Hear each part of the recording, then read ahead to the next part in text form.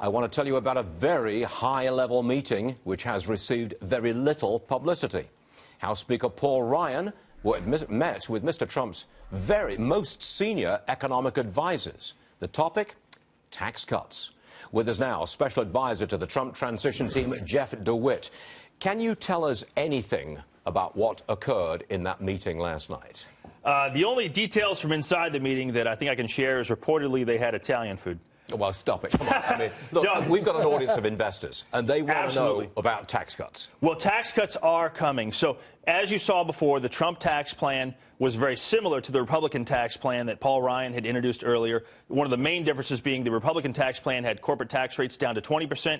The Trump tax plan has it down to 15%. Outside of that, there are mostly similarities between the two. And so when you have meetings like this, and we'll see more of them, it's to iron out the differences. Iron out the differences, and I think see how fast we can make movement on this front. Well, this was Paul Ryan, Speaker Ryan, representing Congress and his plan with the top-level Trump people from the Trump administration, the executive branch. They're all meeting together. Right. And don't forget Reince Priebus, who's now chief of staff in the White House. He's liaison. He was there. He's very good friends with Paul Ryan. Yep. The relationships run very deep, and everyone is really cohesive in trying to work together and get this done. After that meeting, are we going to get something about tax cuts included in the President-elect Trump's speech after his inauguration and he becomes the president on that day, January the 20th? No one will say for sure, but I think it's a very real possibility.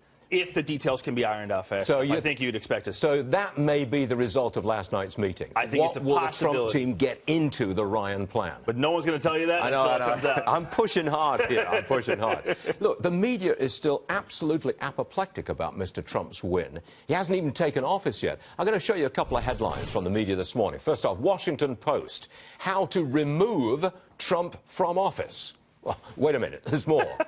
And this tweeted from the New York Times editorial board. Trump is lost, wandering in a labyrinth of lies and trying to drag the country in with him. Now, that's pretty strong stuff. It's not going to change, is it? No, unfortunately, it's going to be there, I think, his entire time. I think the liberal elites and the global elites are absolutely dumbfounded as to how the American public could have voted against their wishes and their will. Well, now Mr. Trump has to win.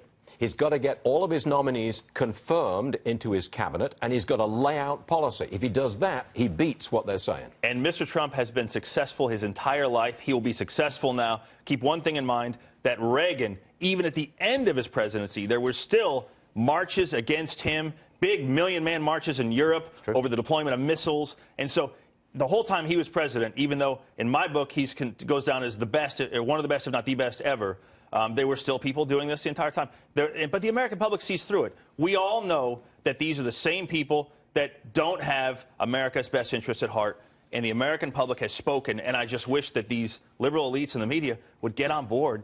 And if we all work together, we can get so much more done. Jeff, we want you to leave this studio, walk across the street to Trump Tower, tell us what happened at the meeting on taxes last night, and get back to us. Okay. You got it. Thanks, Jeff DeWit, watch out. We'll see you soon. Thank you.